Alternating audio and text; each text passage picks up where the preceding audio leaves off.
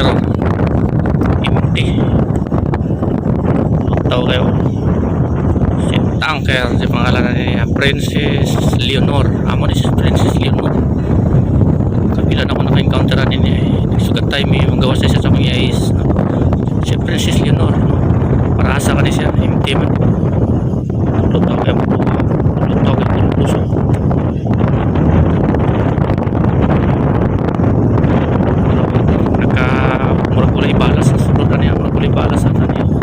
Di sila yata nag-fresh water ang nasa lupa niya. Angat kayo si Princess Leonor.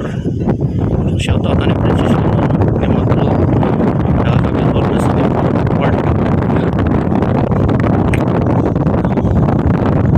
Princess Leonor, so shout out asa mo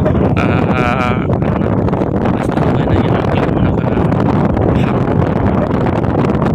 So hindi siya wala ko rin siya asa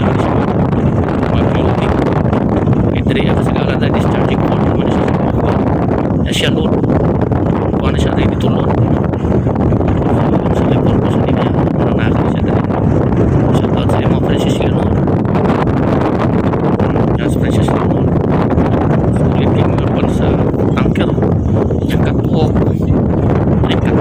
hindi kayong cargo vessel na ako na katbuok ka na na yung nagdalan din sa midship niya paingon tas buwan si Princess Leonor shout out na yun manipur mga pinagpruan dako ramang barkuhaw. So Princess Leonor sa kaning kumpanyahan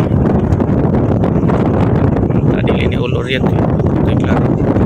So shout out na yung barko Princess Leonor Anchorage na siya for Anchorage. Shout out sa imo, shout out.